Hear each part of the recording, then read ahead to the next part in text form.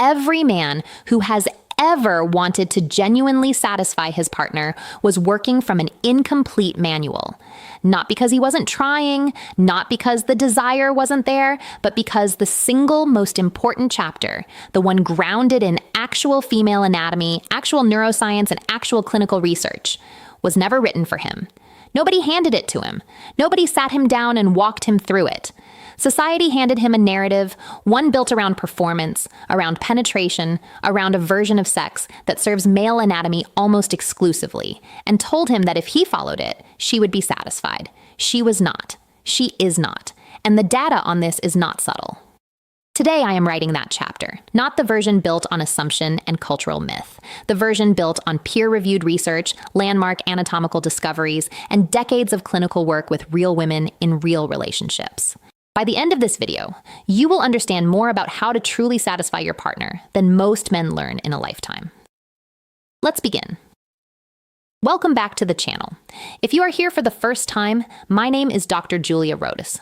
I am a certified men's sex therapist with over a decade of clinical experience working with men and couples across all stages of life. A significant portion of my clinical work focuses on exactly what we are discussing today: the gap between what men think satisfies their partners and what actually does.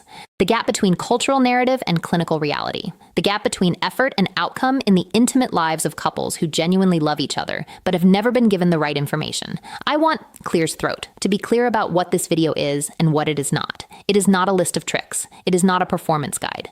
It is not designed to turn you into a technically proficient machine in the bedroom while leaving the human relationship untouched. It is a clinically grounded, research-backed, deeply honest conversation about female anatomy, female arousal, and the specific knowledge that empowers men to be genuinely present, genuinely attentive, and genuinely effective partners to the women they love. This is the conversation most men have never had until today. Before we go any further, one thing. If you are a man who wants to genuinely understand his partner, not just physically, but in every dimension of what makes her feel desired, satisfied, and deeply connected, this channel was built for you. Every week, I bring you honest, research-backed, clinically grounded content, specifically designed for men who take their intimate relationships seriously. Men who want more than platitudes and performance advice. Men who want real knowledge. Hit that subscribe button right now and turn on your notifications, because what I am sharing today is some of the most practically important content on this entire channel. Subscribe. Let's get into the research. The orgasm gap. What the data actually shows. Let me start with a number that I want you to sit with for a moment. Research published in the Archives of Sexual Behavior, drawing on data from over 52,000 adults, found that heterosexual women reported orgasming during sex approximately 65% of the time. Heterosexual men reported 95%. That is a 30 percentage point gap. And I want to be precise about what this gap means and what it does not mean. It does not mean that men are inherently more capable of orgasm. It does not mean that women's bodies are less responsive. It does not reflect a difference in desire or in the capacity for pleasure. It reflects a difference in technique. Specifically, and this is what the researchers concluded, the systematic overestimation of penetration as a route to female orgasm, and the systematic underestimation of clitoral stimulation as the primary driver of it. This gap has been replicated across multiple studies, multiple cultural contexts, and multiple age groups. It is not a quirk of one data set. It is one of the most consistently documented findings in the scientific literature on human sexuality. And here is the implication that I want every man watching this to absorb fully. If your partner is not orgasming reliably during your intimate encounters, the overwhelmingly likely explanation is not that something is wrong with her. The overwhelmingly likely explanation is that the approach being used is not aligned with how her body actually works. That is not a criticism. It is a gap in information. And gaps in information can be closed. That is exactly what today's video does, the clitoral truth. What anatomy has been hiding? I need to talk to you about anatomy, specifically about a piece of female anatomy that was absent from medical textbooks for most of the 20th century, and whose absence has had profound consequences for the intimate lives of couples everywhere: the clitoris. Most men have a mental image of the clitoris as a small external structure, a button of heightened sensitivity visible at the top of the vulva. And they are not wrong about that external portion, but they are profoundly incomplete in their understanding of the full structure. In 1998, Australian urologist Dr. Helen O'Connell published landmark anatomical research that mapped the complete internal structure of the clitoris for the first time. What she found and what subsequent work by Dr. Odile Bison and Dr. Pierre Fols confirmed and expanded fundamentally changed the anatomical picture. The clitoris is not a small external button. It is an extensive internal structure averaging approximately 10 centimeter in total length. It has two internal legs, the cura, that extend backward on either side of the vaginal opening. It has vestibular bulbs, masses of erectile tissue that surround the vaginal canal on both sides. And the visible external portion, the glans clitoris, is merely the tip of this much larger structure. When a woman becomes aroused, the entire clitoral complex becomes engorged with blood. Not just the external tip, but the internal legs and bulbs as well. This internal engorgement is why the position, angle, and type of stimulation during penetrative sex can make such a significant difference to her experience. The internal portions of the clitoral complex surround the vaginal canal. Pressure on the anterior vaginal wall, particularly at the correct angle and depth, can stimulate the internal clitoral structures through the vaginal wall. This is the anatomical explanation for what women sometimes describe as internal sensation during penetration. It is the clitoral complex being stimulated internally. But here is the critical clinical implication of this anatomy. For most women, the internal stimulation achievable through penetration alone is insufficient to produce orgasm because the primary concentration of nerve endings is at the external glans clitoris, which penetration does not reliably contact. The anatomy simply does not align in a way that makes penetration the most efficient or most reliable route to clitoral stimulation for the majority of women. Understanding this is not a defeat, it is a liberation. It frees both partners from a model of sex that was never anatomically designed to work as advertised, and opens the door to an approach that is actually aligned with how her body functions. The penetration myth. What most men believe that is wrong. Let me be direct about something that most men have never heard stated plainly. Penetration is not the primary event of sex for most women. It is one element of a much larger picture, and treating it as the primary event, as the main course, after which everything else is a side dish, is the single most common and most consequential technique error that men make. The data on this is unambiguous. Research by Dr. Elizabeth Lloyd, synthesizing findings across multiple studies, found that only approximately 18% of women reliably achieve orgasm through penetration alone. Approximately 36% report that clitoral stimulation is required alongside penetration, and a further significant percentage report that direct clitoral stimulation without penetration is their most reliable and satisfying route to orgasm.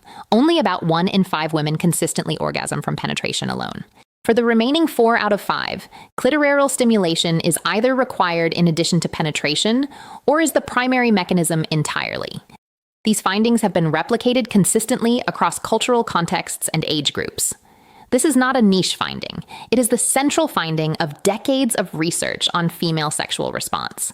And yet the cultural narrative, the one embedded in films, in popular culture, in the way sex is discussed and depicted almost everywhere, presents penetration as the culmination and the definition of sex. For approximately 18% of women, that narrative aligns with their anatomy. For the other 82%, it does not. The men who understand this and adapt their approach accordingly are the men whose partners experience genuine, consistent satisfaction, not because they are more talented or more experienced, because they are working with accurate information. The psychological prerequisites emotion as technique. Before I go any further into physical technique, I need to establish something that is more important than any specific physical approach I will share today. Psychological safety, emotional connection, and feeling genuinely desired are not additions to female arousal. They are prerequisites for it. This is not a metaphor. This is neuroscience. Dr. Rosemary Bassan's research on the nonlinear model of female sexual response established something that fundamentally distinguishes female arousal from the more linear model that most people have been taught to expect. For many women, desire does not precede arousal. It emerges from the right emotional and relational conditions being present.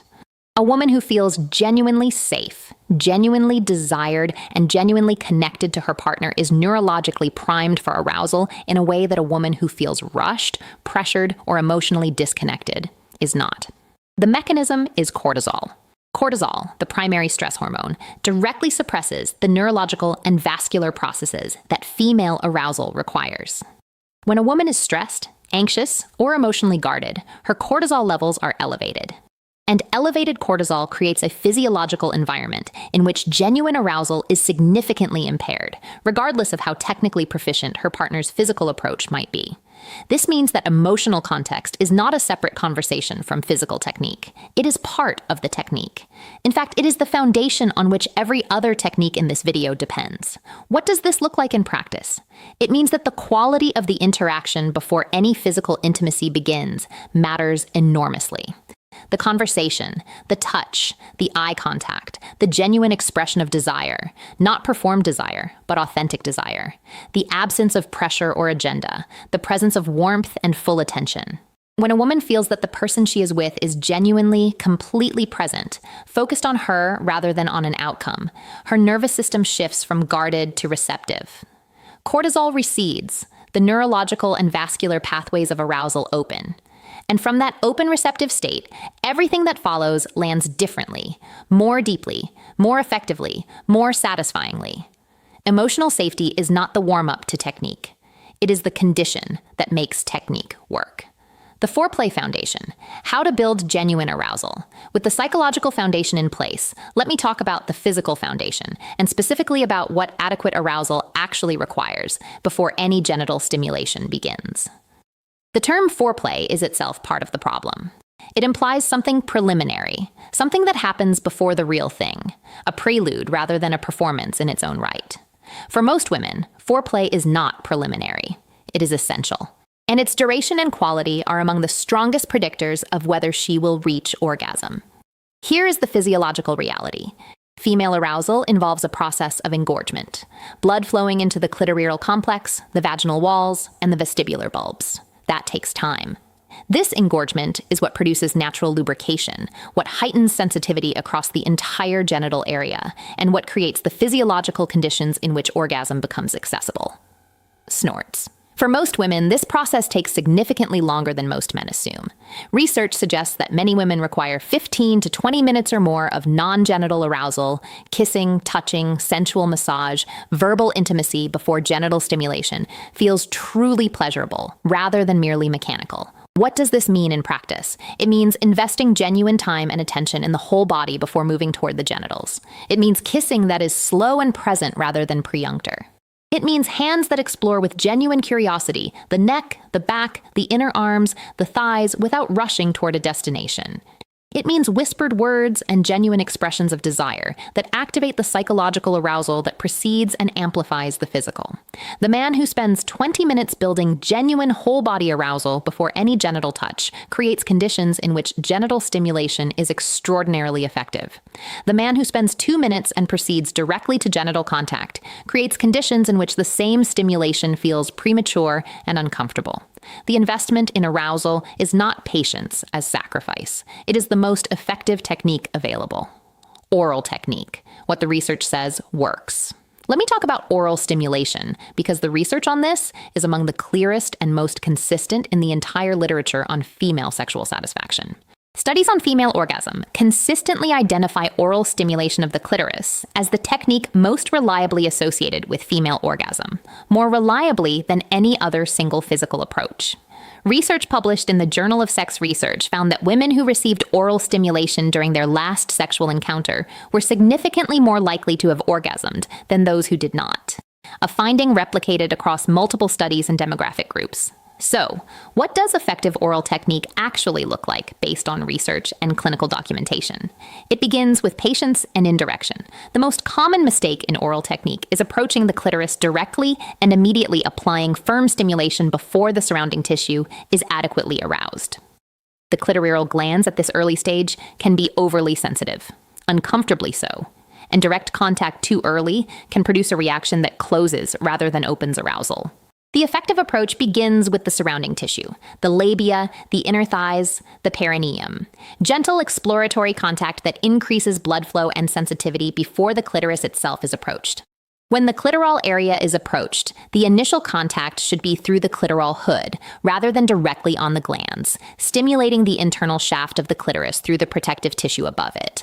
This produces arousal without the overstimulation that premature direct contact can cause.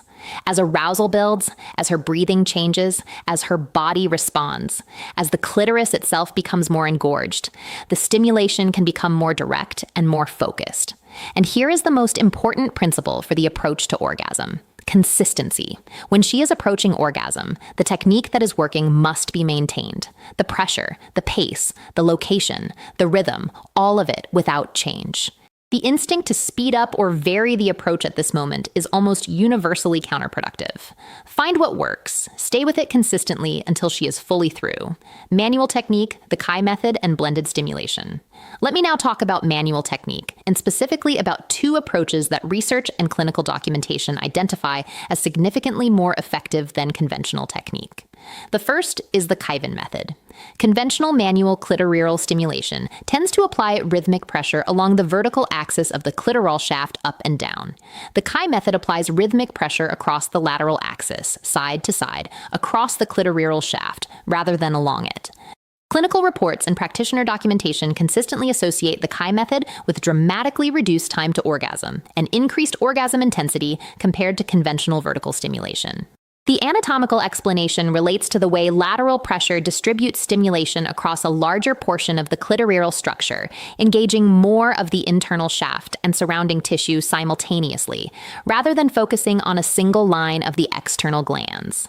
The technique involves positioning to allow lateral access to the clitoral area and applying consistent rhythmic pressure across the shaft, maintaining the same pace and pressure throughout as arousal builds. The same principle of consistency applies here. Find the rhythm that produces her response and maintain it without variation as she approaches orgasm. The second approach is blended stimulation. Blended stimulation refers to the simultaneous combination of internal anterior wall stimulation with external clitoral stimulation.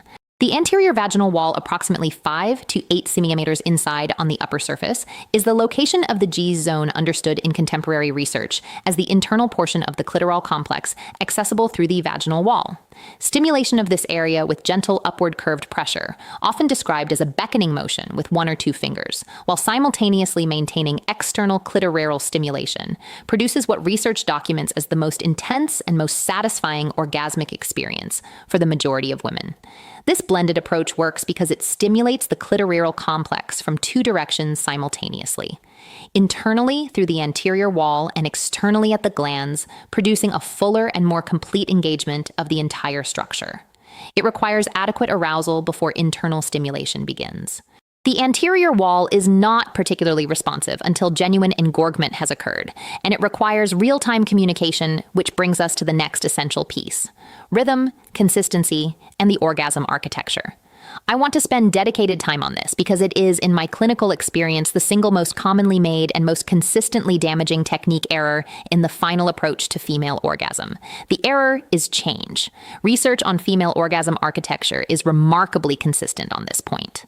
The majority of women require sustained, consistent stimulation without change in pressure, pace, or location during the final approach to orgasm. The neurological process of building toward climax is cumulative and progressive. It depends on the continued, uninterrupted delivery of the same stimulation pattern to build the neurological cascade that produces orgasm. When that stimulation pattern changes, even slightly, even with the best of intentions, the neurological build does not simply pause and resume. In many cases, it partially or completely resets. The woman who is approaching orgasm finds herself back at a lower level of arousal, having to rebuild from a point that feels frustratingly far from where she just was. And the man who changed his technique out of enthusiasm, fatigue, or the mistaken belief that variety is always better cannot understand why the response he was receiving has shifted. This is one of the most common sources of female sexual frustration in long-term relationships. Not the absence of technique, the presence of change at the wrong moment. So, what does this principle look like in practice? It means paying close and sustained attention to her responses as stimulation progresses. It means identifying the specific approach, the pace, the pressure, the rhythm, the location that is producing escalating arousal. And it means making a deliberate, conscious decision to stay with that approach without variation once the escalation is clearly underway. Resist the instinct to change when things are working. When things are genuinely working, producing the responses that indicate she is building toward orgasm, the most powerful thing you can do is nothing. Continue exactly as you are without alteration until she is fully through. Consistency at the right moment is not monotony for the female arousal system. It is the precise condition that orgasm requires. Communication as technique. One of the most consistently documented findings in female sexual satisfaction research is also one of the most consistently avoided in practice. Real-time communication during sex is among the strongest predictors of female satisfaction. More predictive than frequency, more predictive than duration, more predictive than almost any specific physical technique. A study published in the Journal of Social and Personal Relationships found that couples who communicated during sex, who asked, adjusted, and responded to feedback in real time, reported significantly higher sexual satisfaction scores than those who did not, regardless of how often they had sex, regardless of how long each encounter lasted. And yet, most couples do not communicate explicitly during sex. Research identifies the primary barrier as male. Specifically, the discomfort many men feel with asking, a discomfort rooted in the cultural equation of sexual competence with instinctive knowledge. The belief that a man who needs to ask does not know what he is doing, that asking breaks the spell. This belief is not just wrong, it is actively harmful to both partners. The truth is the opposite. The most sexually skilled partners are the most communicative ones because they understand that their partner's arousal is dynamic, variable, and personally specific. It changes with mood, with energy, with physical state, and with the emotional texture of what has happened between them that day.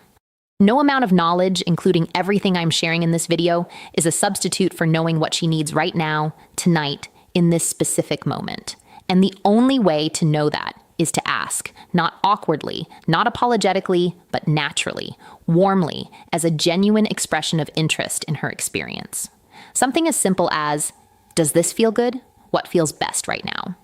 Or even a wordless pause that creates space for her to guide, invites her participation in her own pleasure, in a way that most women find deeply, genuinely arousing.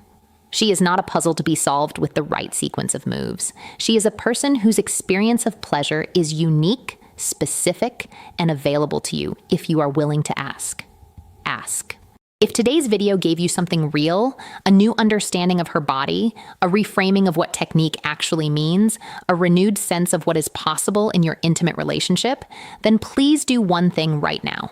Hit that subscribe button if you haven't already, and share this video with a man who needs it, because the information in this video, the anatomy, the research, the clinical understanding of what female satisfaction actually requires is information that every man deserves to have, and that too few ever receive.